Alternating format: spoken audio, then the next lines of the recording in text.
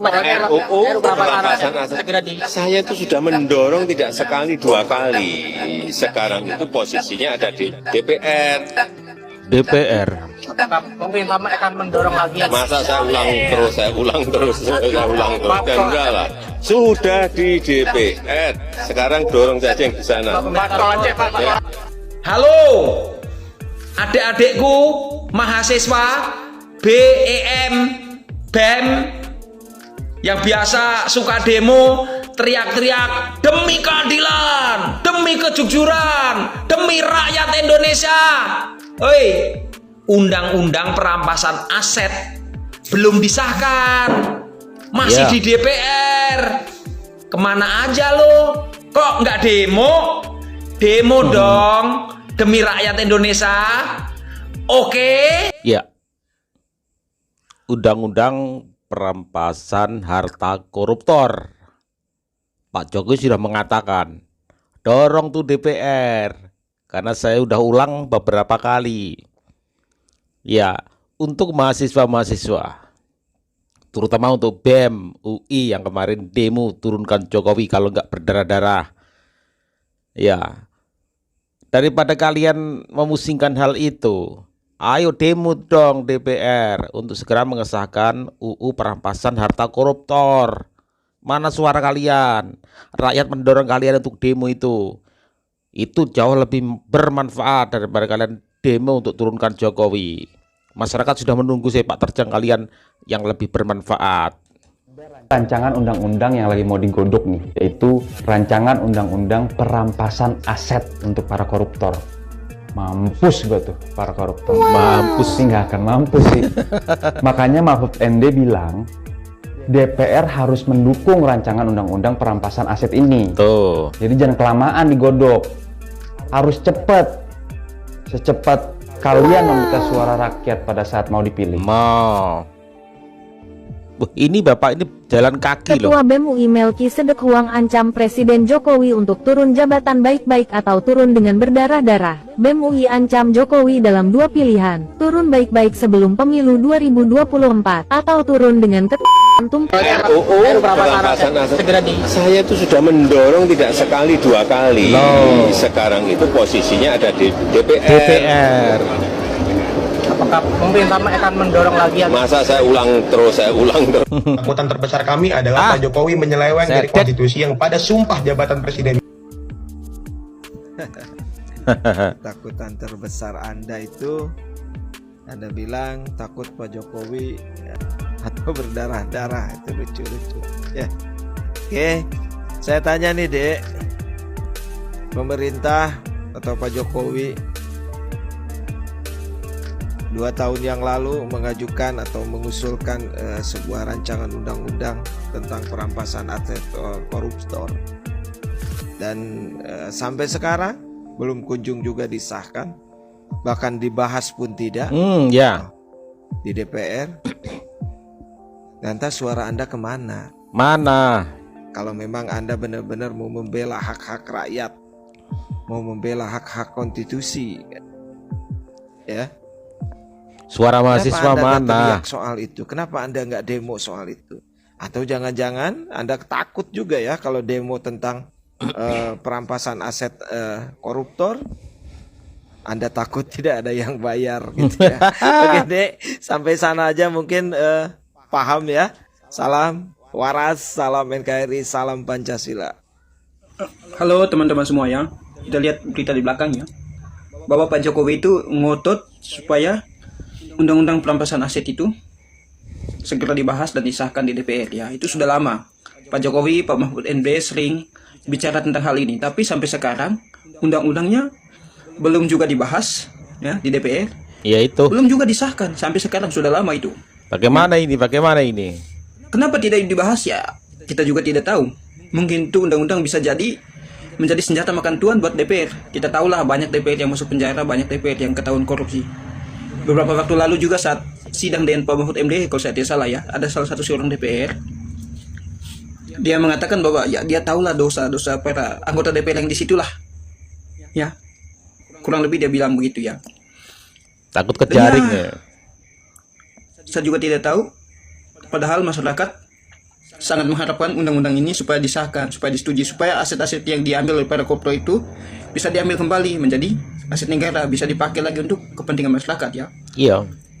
DPR kan wakil rakyat, dan rakyat mau supaya ada perampasan aset koruptor. Yang jadi pertanyaan ya, DPR ini wakil siapa jadinya? Kan kita mau supaya itu undang-undang perampasan aset itu dari koruptor itu bisa Balik lagi. dilakukan. Semacam sekarang koruptor BTS, koruptor Lukas NMB dan lain-lain itu bisa diambil oleh pemerintah ya. Johnny Plate. Kita mau yang itu, tapi kita punya wakil di sana tidak mau. Wah, ini mereka wakil siapa sih? Saya juga tidak tahu.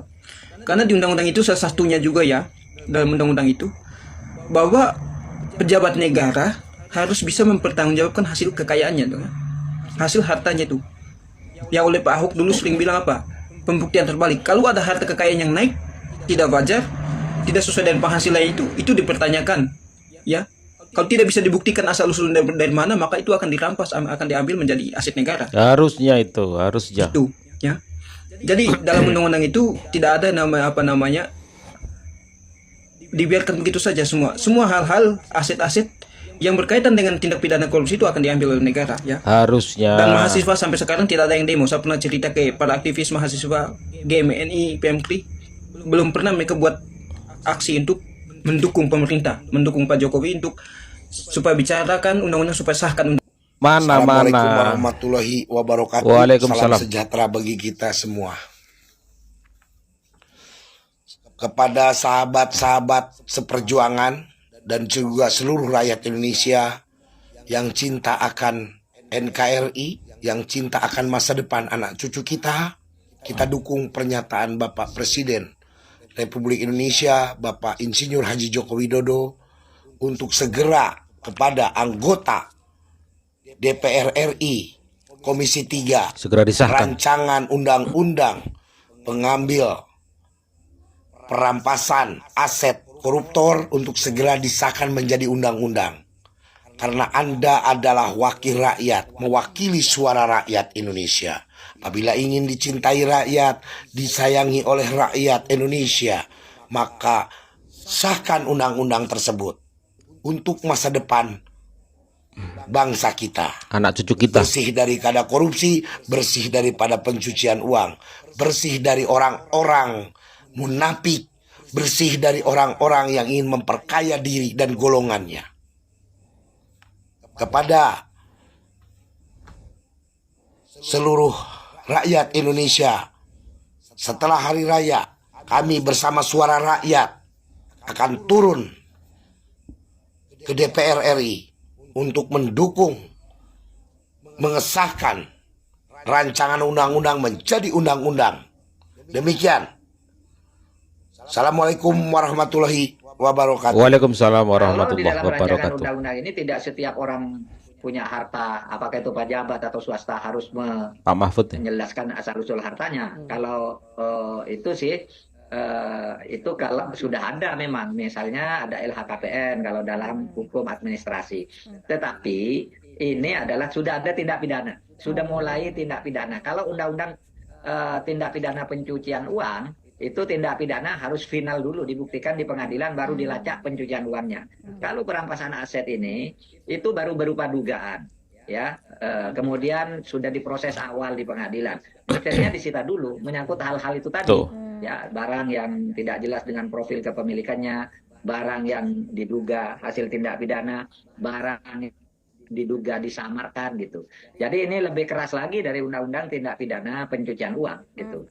Jadi harus ada proses pidananya dulu sebagai pro justisia dalam dugaan, misalnya penyelidikan, penyidikan, tidak usah nunggu vonis, ini bisa diambil. Iya. Nah sekarang ini kan seperti kami sekarang itu menangani 111 triliun aset BLBI. Wah. Yang itu juga ada apa namanya? 111 triliun. Kacau. Dulu dokumen yang disampaikan kepada pemerintah itu palsu dan sebagainya dan sebagainya. Nah ini kan kalau dipidanakan satu persatu kan bisa dirampas dulu asetnya. Ya. Gitu. Karena dalam pengalaman kami dari 111 triliun yang kami tangani ini, sudah jelas dia disertai dengan pernyataan punya hutang kepada negara dan akan membayar dengan jaminan tertentu.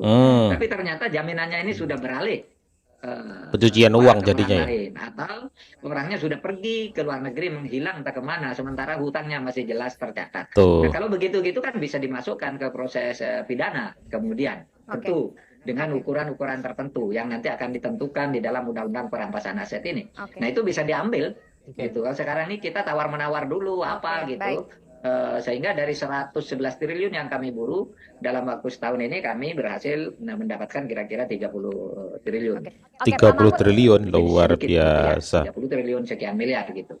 Nah, kalau ada undang-undang perampasan aset itu akan lebih mudah menyelamatkan harta negara. Ketakutan terbesar kami adalah Pak Jokowi menyeleweng dari konstitusi yang pada sumpah jabatan presiden. Pak Jokowi melanggar konstitusi yang mana? Kedaulatan rakyat mana yang dikoyak gitu? Yang mana? Pak Jokowi itu, dia juga lahir dari proses berpolitik. Dulu dia juga di-endorse. Seperti itu. Jadi siklus itu terus ada. Sekalipun masuk dalam pemilihan umum, terserah rakyat mau pilih yang mana. Kalau dia ngendorse seseorang, yaitu merepresentasikan dia. Merepresentasikan tugas-tugas dan pekerjaan-pekerjaan dia, kerja kerasnya dia. Bagaimana integritasnya dia nanti gitu. Justru kalau dari secara teori kepemimpinan, Jokowi itu sudah mempersiapkan penggantinya. Justru itu bagus. Coba baca teori kepemimpinan seperti itu. Justru kalau Pak Jokowi terlihat acuh dan tidak mengendorse seseorang, itu gagal. Indonesia dalam bahaya. Pemimpinnya nggak kualifikasinya itu ngambang gitu. Itu yang harus ditakutkan. Tapi kita tuh tidak begitu, dan menurut saya Anda gagal paham dalam memahami ini, dalam memahami situasi ini. Ya namanya ada di dalam satu di satu proses berpolitik, dia bersama dengan calon pemimpin yang di-endorse-nya dia itu satu partai, ya sah-sah saja, nggak ada yang masalah seperti itu. Rakyat perlu tahu itu. Kalau masalah rakyat mau pilih yang mana, ya Pak Prabowo Anies Baswedan, itu urusan lain. Tergantung nanti kalau ya. Anda menggugat Pak Jokowi karena melanggar konstitusi dan lain-lain, Anda salah, gagal paham. Dan menurut saya Anda gagal dalam proses berpikir. Proses berpikir adalah proses memahami sesuatu. Anda cuma ada sampai di perasaan rasa takut. Padahal ketakutan Anda itu bukan ketakutan yang lahir dari pikiran Anda, tetapi lahir dari bisikan-bisikan yang ada di sekeliling Anda mungkin. Ketakutan terbesar kami sebenarnya bukan itu. Ketakutan terbesar kami adalah ketika mahasiswa itu bungkam ketika mereka melihat korupsi merajalela, ketika ada suatu undang-undang yang harusnya disahkan oleh DPR masih bergulat di situ saja dan tidak segera disahkan. Ketakutan kami seperti itu. Ketakutan kami sebenarnya adalah ketika mahasiswa tumpul, nggak bisa melakukan apapun untuk itu semua. Jangan sampai rakyat yang bergerak untuk demo ke DPR untuk mengesahkan UU perampasan harta koruptor. Jangan sampai keduluan masyarakat. Ya, daripada kalian demo tentang pemakzulan Jokowi, turun baik-baik, kalau enggak dengan berdarah-darah. Kalian demo tuh DPR untuk segera mengesahkan UU perampasan harta koruptor. Itu jauh lebih bermanfaat daripada kalian keluar-keluar demo memakzulkan Jokowi. Ya, rakyat pasti akan mendukung kalian. Itu sangat-sangat tentu, sangat yakin rakyat akan mendukung kalian. Bahkan ketika kalian mungkin demo, rakyat juga akan membantu. Ya. Tapi ketika kalian demo untuk memakzulkan Jokowi, tidak akan ada masyarakat yang akan membantu kalian. Karena lebih dari 80% rakyat itu mendukung dan puas dengan kepemimpinan Presiden Joko Widodo. Bahkan kalian akan hanya mendapat hujatan dan cacian dari masyarakat. Ayo mahasiswa-mahasiswa, terutama BEM UI, Melkisedek Guang, daripada kalian keluar-keluar untuk memakzulkan Jokowi, demo DPR untuk segera mengesahkan UU perampasan harta koruptor. Pak Jokowi sudah mendorong itu semua, tinggal DPR bagaimana mengeksekusi. Ya, kita tunggu sepak terjang kalian, para mahasiswa. Wassalamualaikum warahmatullahi wabarakatuh.